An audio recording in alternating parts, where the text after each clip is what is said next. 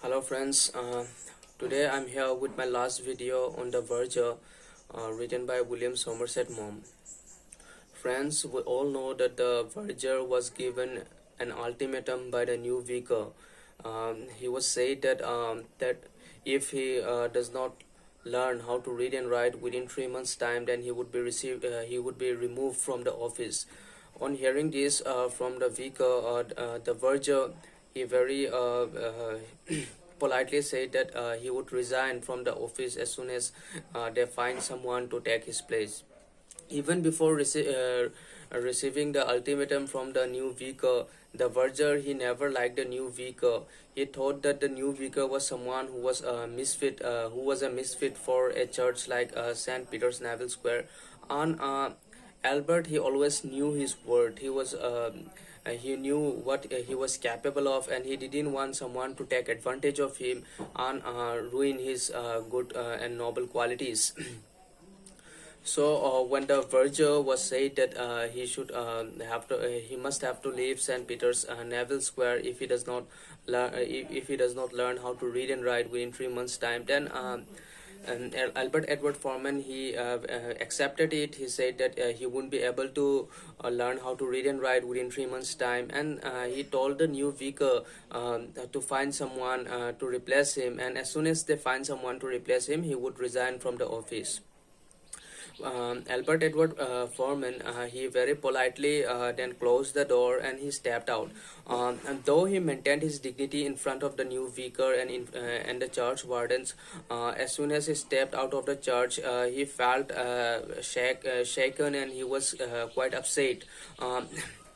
He was immersed in sad thoughts, and he was walking towards his home. While walking towards his home, he took a wrong turn, and he did not know what he should do regarding a job, because he has already lost his job.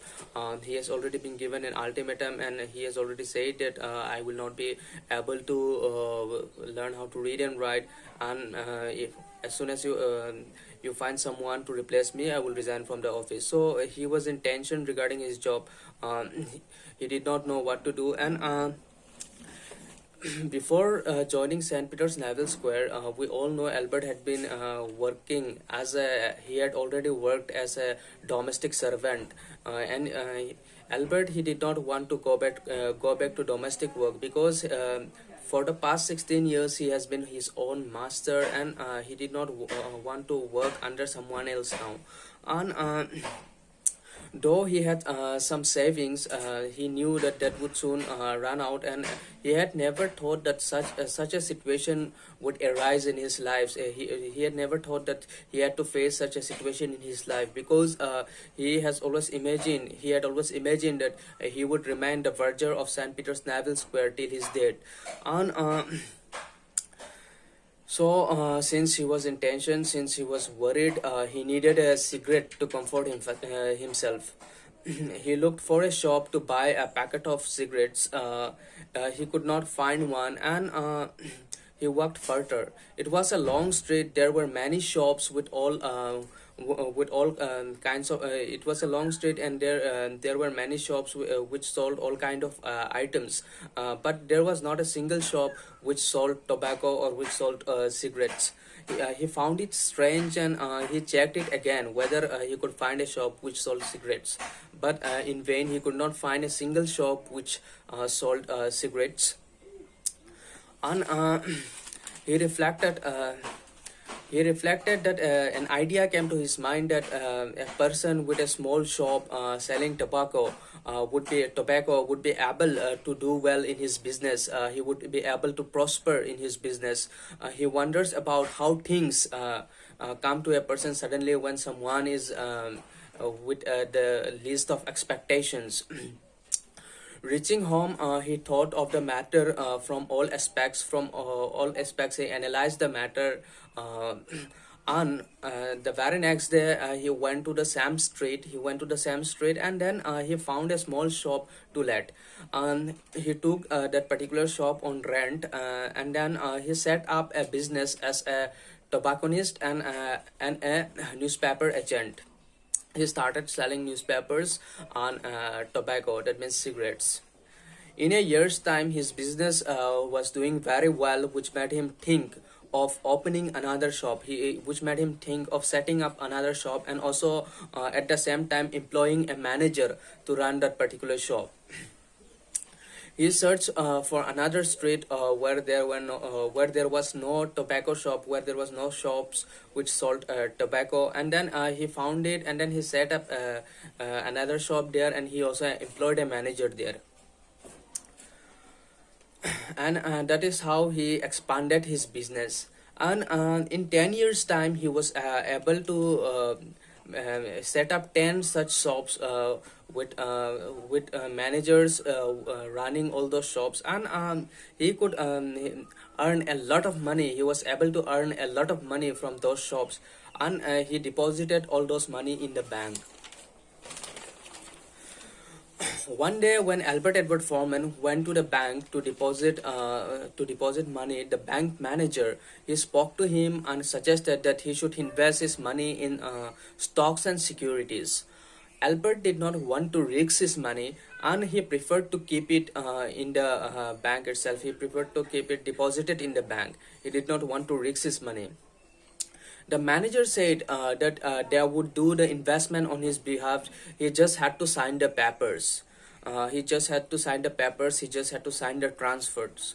That means they would transfer his money from his bank account to the securities and stocks. Albert Edward Foreman questioned the manager. He questioned the manager how he would know what he was signing.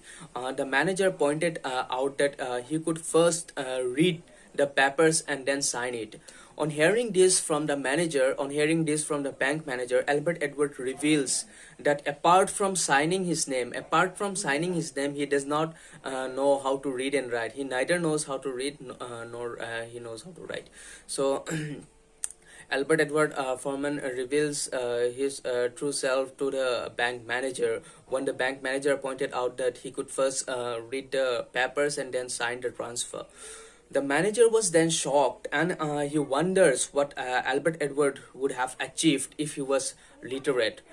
With a smile on his face, Albert Edward Foreman said that he would have been the verger of St. Peter's Naval Square if he was literate. So this is all from my side.